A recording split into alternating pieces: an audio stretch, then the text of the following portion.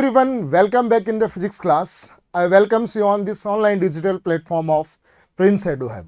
So my dear students, in the previous class we discussed the very important heading, that is the electric dipole, and we also discussed the formula of electric dipole moment. Again, I recall you, electric dipole is a system of two equal and opposite charges separated by a small distance, and its a dipole moment P is equals to Q into 2A. Here Q is the magnitude of any charge, किसी भी charge का magnitude, into 2A. 2A is the separation between both charges. Its unit is coulomb into meter. Its direction is always from minus Q to plus Q. Clear बेटा? आज अपन बहुत सारी बात करने वाले हैं यहाँ पर electric dipole moment, electric dipole से related. First of all we will calculate the electric field due to dipole. What we will calculate electric field due to dipole. So let's see beta. This is the dipole. This is the dipole, minus Q plus Q separated by 2A. What is the total charge of electric dipole? The total charge of the electric dipole is 0. ये बात अपनी हुई है. But we said that the net electric field due to dipole is not 0. The electric dipole moment's formula P is equals to Q into 2A. Yes or no? बेटा, ये अपने सारी बात प्रीवियस क्लास में की है. आज हम ये प्रूव करने वाले हैं, ये देखने वाले हैं कि इलेक्ट्रिक फील्ड जीरो नहीं होता है. Either add the field of both charges or subtract the field of charges, we will not get equals to 0. So my first heading of today's class is electric field due to dipole. My first heading is electric field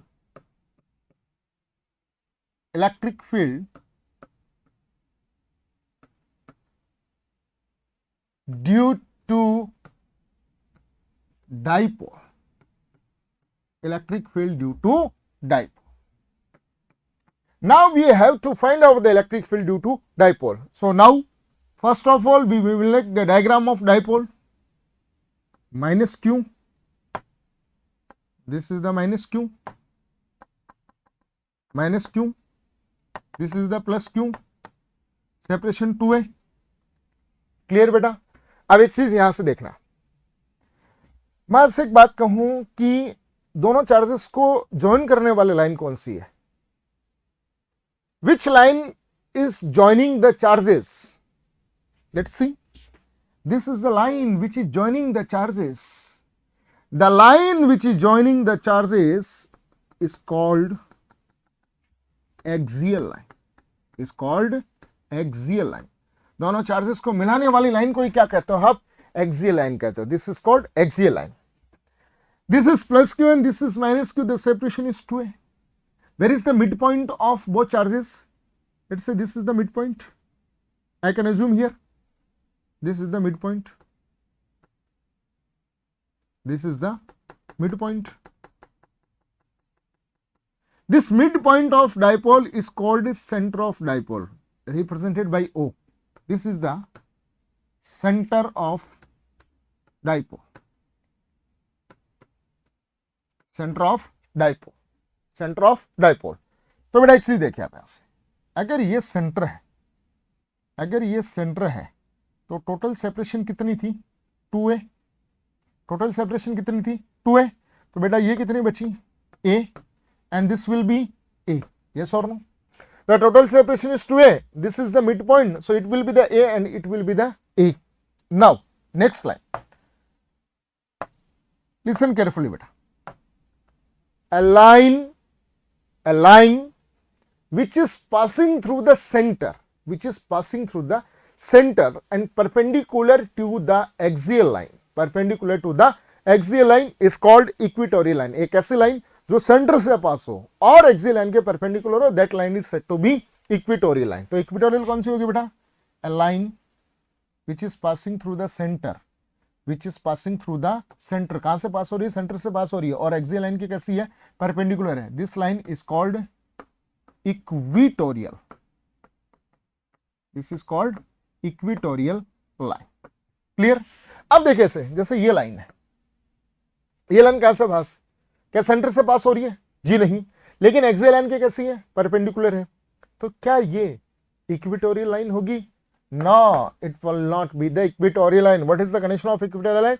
A line which is passing through the center. It must be passed from the center and should be perpendicular to the axial line. This is called equatorial line. तो बेटा जो electric field अपन calculate कर रहे हैं, first of all we will calculate the electric field due to dipole on its axial line. सबसे पहले मैं electric field कहां कैलकुलेट करूंगा? एक्सियल लाइन पर करूंगा, और फिर मैं कहां करूंगा? इक्वेटोरियल लाइन पर कैलकुलेट करूंगा। तो देखो क्या होगा, मैं आपको पहले से एक बार एक पॉइंट क्लियर कर देता हूं। अपने कहा कि जो टोटल चार्ज होता है वो जीरो होता है, लेकिन इलेक्ट्रिक फील्ड जीरो नहीं होता है। चाहे तो आप दोनों चार्जेस के फील्ड को एड अप करें, चाहे दोनों चार्जेस के फील्ड को आप माइनस करें, लेकिन फिर भी आपके पास में इलेक्ट्रिक फील्ड जीरो नहीं आएगा। ऐसी ही बात अपने कही थी। तो देखिए, जब मैं एक्सियल लाइन पर इलेक्ट्रिक फील्ड कैलकुलेट करूंगा ड्यू टू दिस डाइपोल, तो मैं एक दूसरे के फील्ड को माइनस करूंगा तो भी जीरो नहीं आएगा। इक्वेटोरियल लाइन पर दोनों चार्जेस के फील्ड को मैं ऐड करूंगा तो भी जीरो नहीं आएगा। क्लियर बेटा? तो सबसे पहले अपन कैलकुलेट करते हैं क्या? Electric field due to dipole on its equatorial line, on its axial line, sorry, where we will calculate axial line. So next heading is electric field due to dipole on axial line. Okay beta, so let's see, this is the dipole, minus q plus q, this is the center, this is a and this is also a, this is the axial line. सुनिए बात को, मेरे statement को बड़े गौर से सुनना। We have to calculate the electric field, we have to calculate electric field on point P which is situated on the axial line of electric dipole at a distance r from center of dipole। मैं repeat करता हूं, मुझे एक ऐसे point पर electric field calculate करना है dipole की वजह से, जो डाइपोल की एक्सियल लाइन पर है, और वो पॉइंट डाइपोल के सेंटर से कितनी डिस्टेंस पर है? आर डिस्टेंस पर है। तो मैं मार्क कर रहा हूं बेटा, बड़े ध्यान से देखना इसको, बड़े गौर से इसको आप देखिए बेटा। Let's see, this is the point P, this is the point P, और ये पॉइंट कहां पर है? इसी डाइपोल की एक्सियल लाइन पर है। And the distance of this point P from the centre of dipole is R। Dipole के सेंटर से कितनी डिस्टेंस पर है? R। So now what we have to do, we have to calculate electric field on point P, electric field on point P due to this dipole, and the point P lies on the axial line of dipole which is at a distance r from the center। बेटा क्या करते हैं, कैसे calculate करेंगे, बड़े ध्यान से समझिए। कोई चार्ज क्यू है, कोई चार्ज क्यू है, उस चार्ज क्यू से r डिस्टेंस पर आप जब इलेक्ट्रिक फील्ड कैलकुलेट करते हैं तो कितना करते हैं? के क्यू बाई आर स्क्वायर। अगर ये चार्ज पॉजिटिव है तो इस ई की जो डायरेक्शन होगी वो कहाँ होगी? आउटवर्ड। ये चार्ज अगर माइनस हुआ तो इस ई की डायरेक्शन कैसी होगी? इनवर्ड। ऐसा ही तो करते हैं आप, यस और no? So now let's see, we have to calculate electric field at point P situated on axial line of dipole, axial line of, we have to calculate electric field at point P situated on axial line of dipole at distance a distance small r from the center of dipole, center of dipole। तो कैसे calculate करेंगे बेटा, देखिए सबसे पहले मैं point P पर plus Q की वजह से इलेक्ट्रिक फील्ड कैलकुलेट करूंगा। भाई मेरे पास में डाइपोल में कितने चार्ज हैं, देयर आर ओनली 2 चार्जेस, दोनों चार्जेस की वजह से अलग अलग मैं इलेक्ट्रिक फील्ड कैलकुलेट कर लूंगा। ठीक है, अगर दोनों इलेक्ट्रिक फील्ड्स, देखो electric field again I am repeating, electric field is the vector quantity, तो डायरेक्शन का भी रोल रहेगा, बड़े ध्यान से समझना।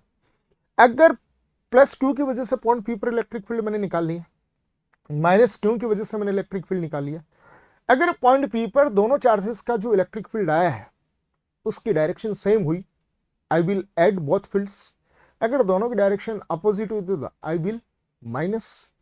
माइनस कैसे करेंगे, जो ज्यादा मैग्नीट्यूड का होगा उसमें से कम मैग्नीट्यूड वाला माइनस कर लेंगे। चलिए करते हैं, स्टार्ट करते हैं बेटा। यहां से इस प्लस क्यू चार्ज से पॉइंट की सेपरेशन कितनी है बता सकता है? देखिए ये कितनी है आर, ये कितनी है ए, तो बेटा ये सेपरेशन कितनी बची, आर माइनस ए।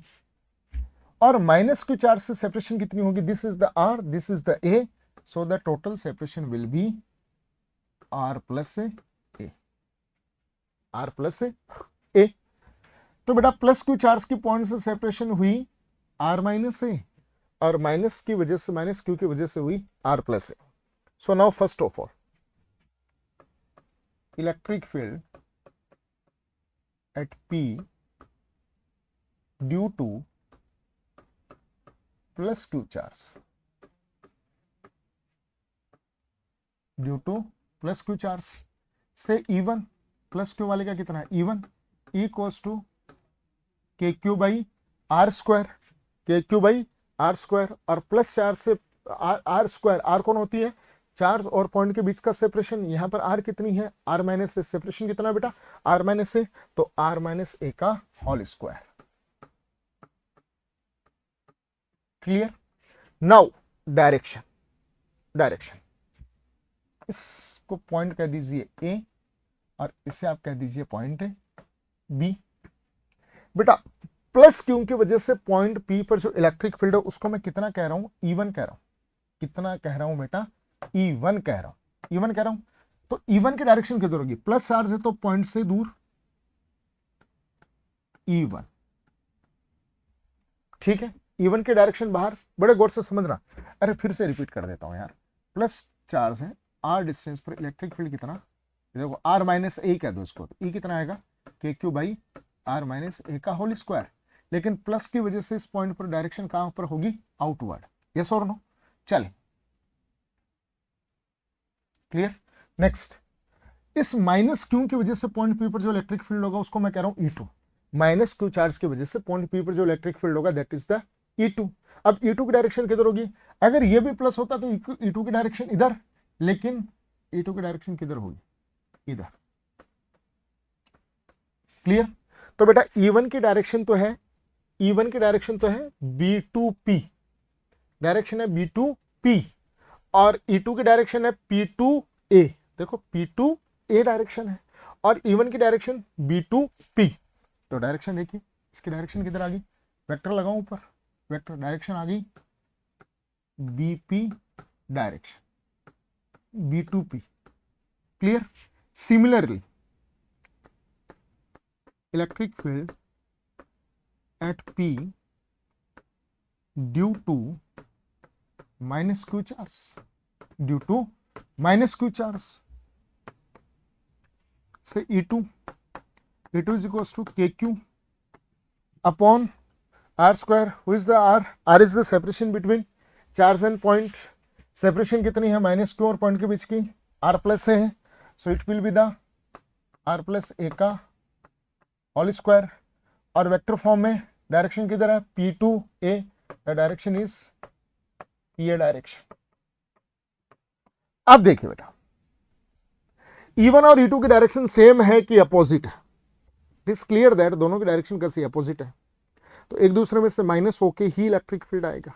एक दूसरे में से माइनस होके इलेक्ट्रिक फील्ड आएगा। अब बात यह है कि नेट इलेक्ट्रिक फील्ड निकालूंगा तो अपोजिट है, तो या तो मुझे E1 माइनस E2 करना पड़ेगा या मुझे E2 माइनस E1 करना पड़ेगा। करूंगा किसको?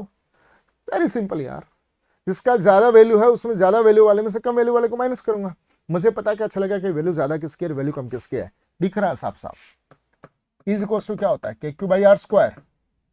तो E और R कैसे इनवर्सली प्रोपोर्शनल है, जिसकी R ज्यादा हुआ उसका E कम, जिसका R कम उसका E ज्यादा। तो यहां पर देखे ना यार आप, R माइनस ए है, यहां R प्लस ए है, तो ये R माइनस है तो R में से कुछ माइनस हो रहा है तो ये कम है तो ये ज्यादा, या R में कुछ ऐड हो रहा है तो ये ज्यादा है तो ये कम। तो पता चल गया ना, E1 का मैग्नीट्यूड E2 के मैग्नीट्यूड से ज्यादा है। E1 का मैग्नीट्यूड E2 से ज्यादा है। So what I will write, net electric field at P will be is equals to E1 minus E2, E1 minus E2। ठीक है बेटा, तो is equals to E1 कितना है, KQ upon R minus A का whole square minus KQ upon R plus A का whole square. और बेटा डायरेक्शन भी तो लगानी पड़ेगी नेट इलेक्ट्रिक फील्ड की। डायरेक्शन किधर दोगे, किसके अकॉर्डिंग दोगे, E1 के अकॉर्डिंग दोगे। देखो मैं आपको फिर से एक एग्जांपल देता हूँ, 20 न्यूटन 10 न्यूटन ऐसे समझ लो, 15 न्यूटन 20 न्यूटन, 50 न्यूटन इधर लग रहा है, 20 न्यूटन इधर लग रहा है। नेट फोर्स कितना हुआ, 50 माइनस 20 30 न्यूटन। और जो नेट आया उसकी डायरेक्शन किधर होगी, इधर होगी, ज्यादा वाले के अकॉर्डिंग ना, तो ज्यादा वाले के अकॉर्डिंग E1 के अकॉर्डिंग। और E1 की डायरेक्शन किधर है बेटा, BP। E1 की डायरेक्शन किधर है, BP, तो direction is BP direction. Clear? चलिए कॉमन क्या आ रहा है बेटा, KQ कॉमन आ रहा है, KQ इज कॉमन। एलसीएम कितना है बेटा, R माइनस ए का whole square into R plus A का होल स्क्वायर।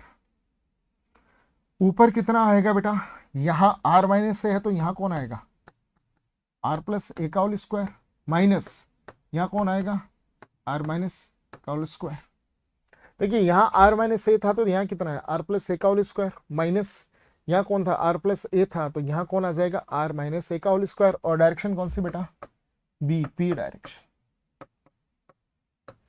क्लियर? अब एक चीज देखिए बेटा, इस स्क्वायर को छोड़ो एक बार, a minus B into A plus B, A minus B into A plus B, याद होगा थोड़ा थोड़ा, a minus B into A plus B, क्या फॉर्मूला बनता है, A square minus B square, याद है क्या बेटा। तो a minus B into A plus B क्या बन गया, A square minus B square. तो इसको मैं लिखूंगा बेटा, देखना, E vector is equal to KQ A square minus B square का होल स्क्वायर, ऊपर होल स्क्वायर लगा दिया, तो यहाँ होल स्क्वायर लगे हुए तो ऊपर होल स्क्वायर लगा दिया। चलिए ये किसकी तरह ओपन होगा, a प्लस बी का होल स्क्वायर, ये किसकी तरह ओपन होगा, a माइनस बी का होल स्क्वायर। ओपन करें इसे, चलिए a प्लस बी का whole square, A square plus B square plus 2ab मतलब 2 इंटू 2ar माइनस माइनस ये किसकी तरह ओपन होगा, a माइनस बी का होल स्क्वायर, तो A square plus B square minus 2ab। और डायरेक्शन कौन सी चल रही है बेटा, BP डायरेक्शन। ओके चलिए इस माइनस को आप अंदर भेजिए, ये क्या हो गया, माइनस अंदर देते हैं, माइनस का स्क्वायर प्लस का स्क्वायर माइनस का स्क्वायर प्लस का स्क्वायर माइनस माइनस प्लस, तो 2ar प्लस 2ar कितना हुआ बेटा, 4ar। KQ 4ar upon R square minus whole square. और डायरेक्शन कौन सी, BP, डायरेक्शन कौन सी, BP। अब इसको देखिए, BP डायरेक्शन, BP बेटा किधर है, इधर, BP किधर है, इधर, इधर मतलब माइनस Q2 प्लस Q। अरे यार बीपी इधर ही तो है, और बीपी इधर है, तो बीपी कहां से आ रही है, माइनस Q2 प्लस Q आ रही है ना। और इलेक्ट्रिक डायपोल के डायपोल मोमेंट की डायरेक्शन भी किधर होती है, always from minus Q2 plus Q। इसका मतलब ये जो इलेक्ट्रिक फील्ड आ रहा है वो किसकी डायरेक्शन में है, इस डायपोल के डायपोल मोमेंट के डायरेक्शन में है। तो डायरेक्शन की जगह क्या लगा दूंगा मैं, direction of dipole moment, dipole moment की डायरेक्शन में। अगर अपोजिट होता तो क्या लगा देता, माइनस की मतलब opposite to the direction of dipole moment, मतलब प्लस Q2 माइनस Q। चलिए ई वेक्टर इज इक्वल, बेटा 4 को कैसे लिख सकता हूं, 2 इंटू 2, अरे 2 इंटू 2 कितना होता है, 4 ही तो होता है। तो 2 K Q 2 A R, इस 4 को कैसे लिख दिया, 2 इंटू 2, तो 2 K Q और ये 2 A R upon R square minus और डायरेक्शन P क्या। बेटा डायपोल मोमेंट का फॉर्मूला अभी अपन ने देखा, डायपोल मोमेंट का फॉर्मूला अभी अपन ने देखा। क्या फॉर्मूला था डायपोल मोमेंट का, P is equal to Q into 2A। तो बेटा Q इंटू 2A ये क्या बना, P। तो E vector is equal to 2K P R, 2K P R upon R square minus A square का whole square और direction P cap. This is your electric field on the axial line of dipole. क्या value zero आई बेटा, जी नहीं है तो non zero value है, 2K/R upon R square minus A square का होल स्क्वायर, और ये तो नॉन जीरो वैल्यू है। तो मैंने एक दूसरे में से फील्ड में से माइनस किया, फिर भी मुझे वैल्यू जीरो नहीं मिली, तो क्लियर दैट यहाँ इलेक्ट्रिक फील्ड जीरो नहीं होगा। अब एक स्पेशल केस देखिए, इफ यहां से देखना बेटा, R is very very greater than A, R is very very greater than A, then neglecting A। तो मैं A को क्या कर सकता हूं, नेग्लेक्ट कर सकता हूं। अगर A को नेग्लेक्ट करता हूं मतलब A को जीरो मान लिया, तो ये जीरो हो गया, R square the whole square, तो R द पावर 4, एक R ऊपर है तो एक R से R कैंसिल कर जाएगा, तो अपॉन में कितना बचेगा, R क्यूब। तो E is equal to 2KP upon R cube. This is the special formula, this is the special formula, special formula. ये फॉर्मूला आपको कब यूज करना है, इस कंडीशन में R is very very greater than A हो तो, otherwise we have to use this general formula. अब पता कैसे चलेगा कि मुझे ये जनरल फॉर्मूला तो कब काम में लूं और स्पेशल फॉर्मूला कब काम में लूं। मैं आपको एक एग्जांपल देता हूं, यहां पर देखिए, ठीक है बेटा। आपसे कह रहा कोई, we have a dipole, we have a dipole plus minus 2 microcoulomb separated by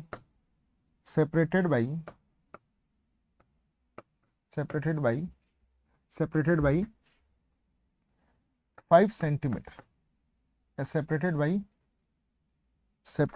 5 mm, separated by 5 mm. Find electric field on a point lies on axial line at distance 15 centimeter from center। Question को पढ़िए पहले फटाफट। We have dipole of charge plus minus 2 microcoulomb separated by 5 mm. Find electric field on a point lies on the axial line at distance 15 cm from center।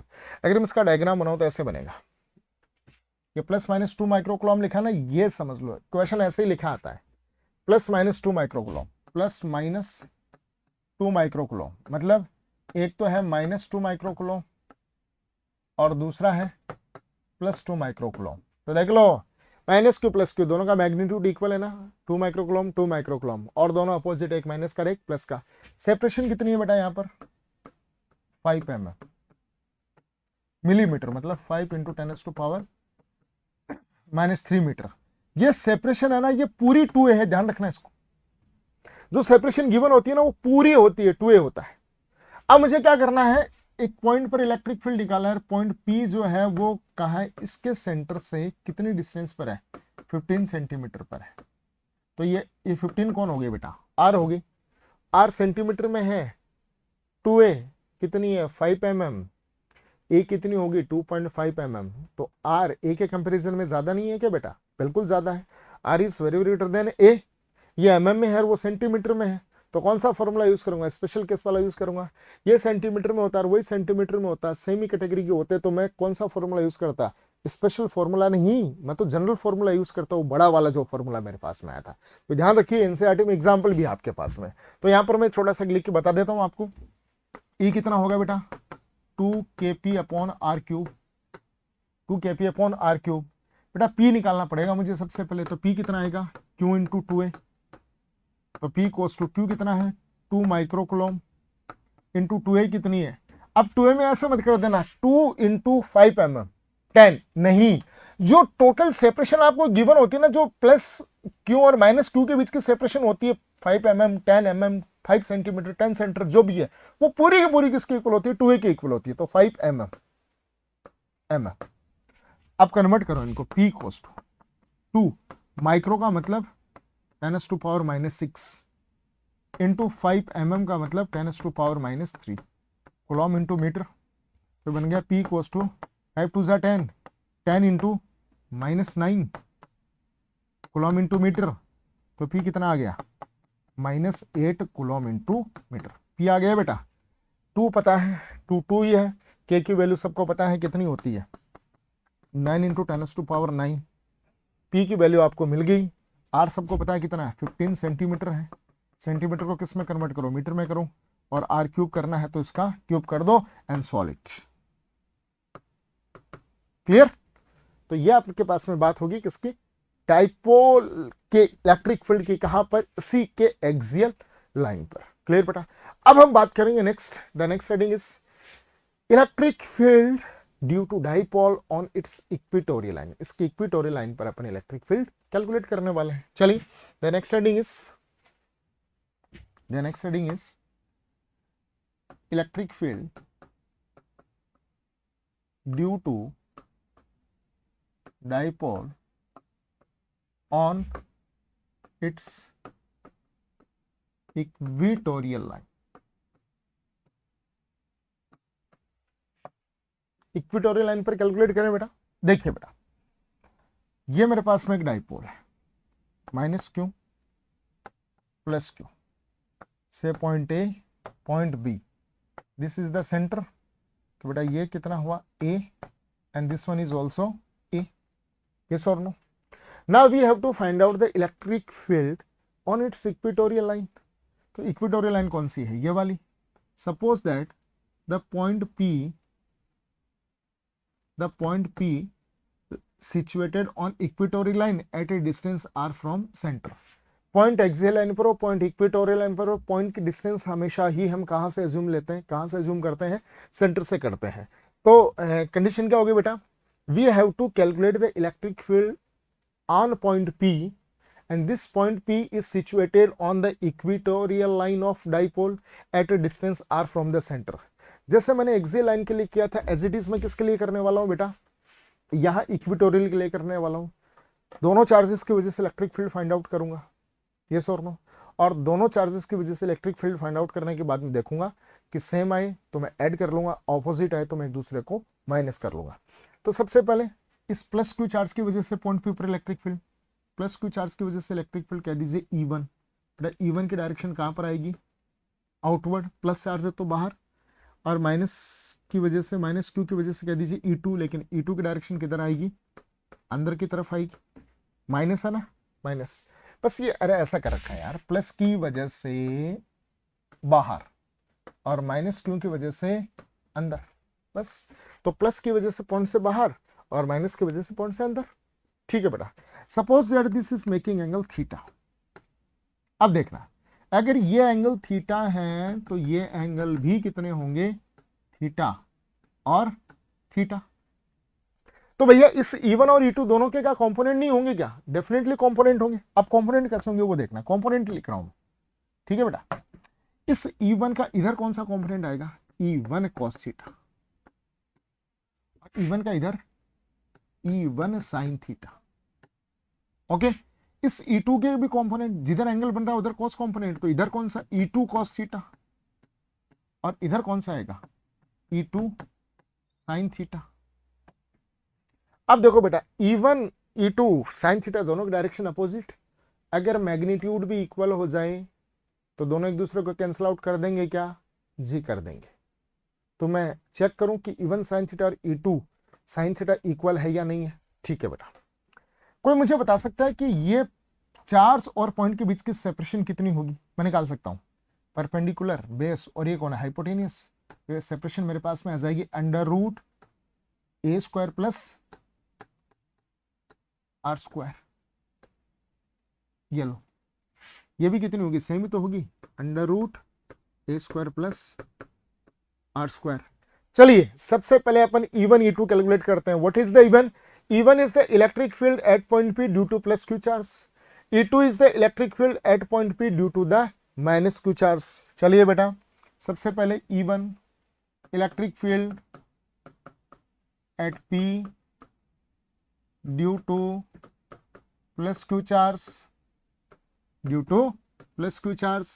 Say the E1 is equals to K Q upon R square. R कौन होता है, point और charge के बीच की separation, plus Q और point के बीच की सेपरेशन कितनी निकाली, under root A square plus R square. इस सेपरेशन का स्क्वायर करूंगा तो रूट हटेगा तो it will be A square plus R square. Magnitude हो गया। आप डायरेक्शन की बात कीजिए, E1 की डायरेक्शन किधर है बेटा, E1 की point B to P, B से P की तरफ है, तो direction is BP, direction is BP direction लगानी ही पड़ेगी, वेक्टर क्वांटिटी है।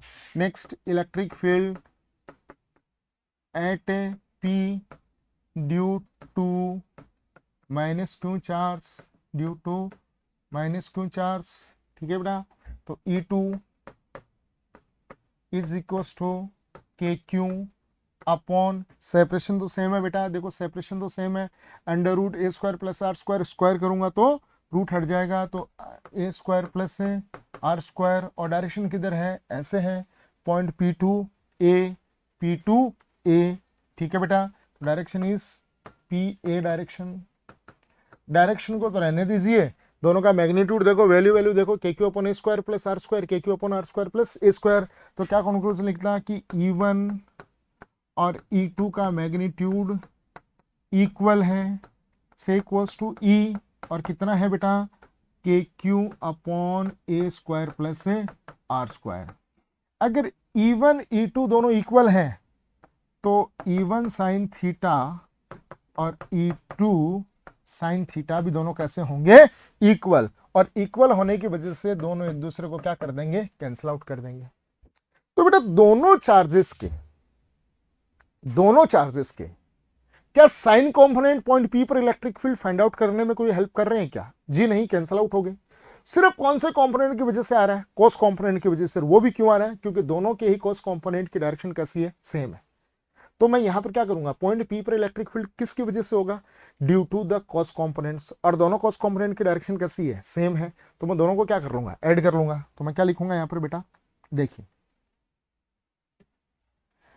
Net electric field at P will be due to E1 cos theta and E2 cos theta, while E1 sin theta and E2 sin theta will cancel out each other,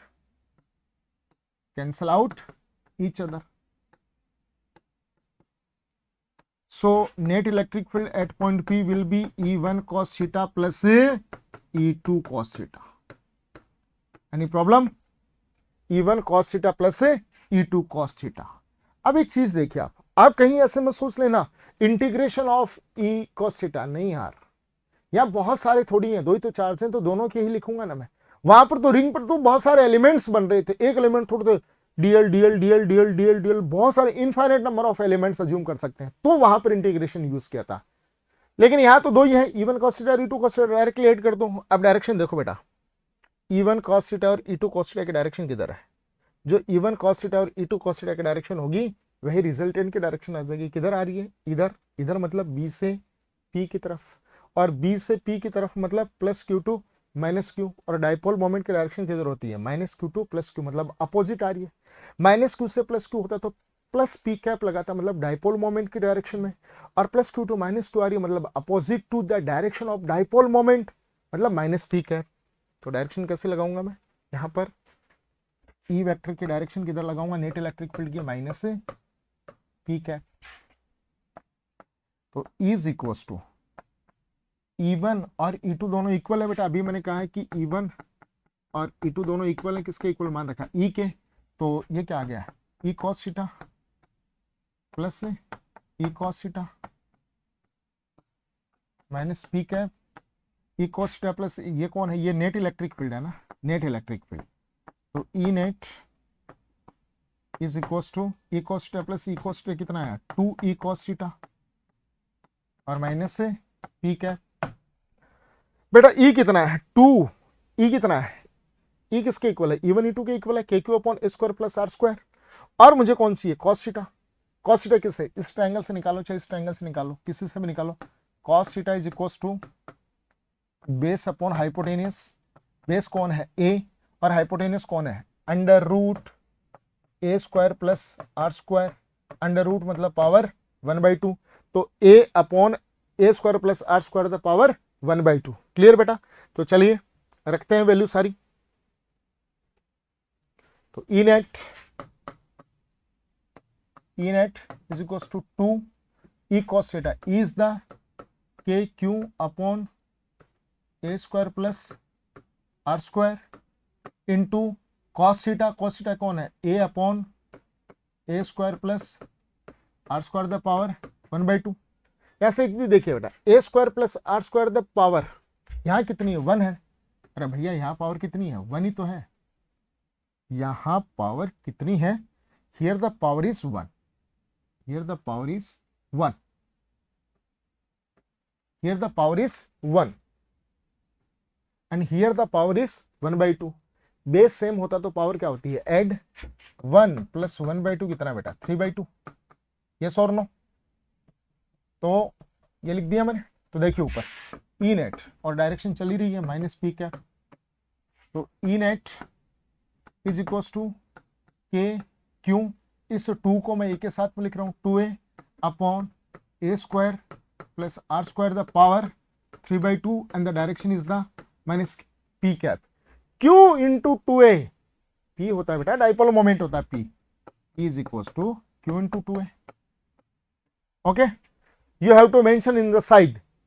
If you are substituting something, then you have to mention in the right side. So Q into 2A will be P. So E net is equals to KP upon A square plus R square the power 3/2. Direction is minus P cap. Electric field on the equatorial line of a dipole. Dipole की equatorial पर add किया तो भी मेरे पास में result 0 नहीं आया। Clear? Special case देखिए इसका।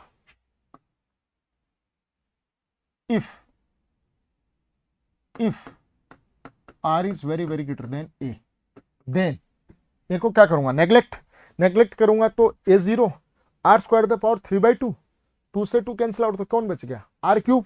तो E is equal to KP upon R cube. ये कौन सी का है बेटा? E नेट इलेक्ट्रिक फील्ड है किसका? इक्वेटोरियल लाइन का।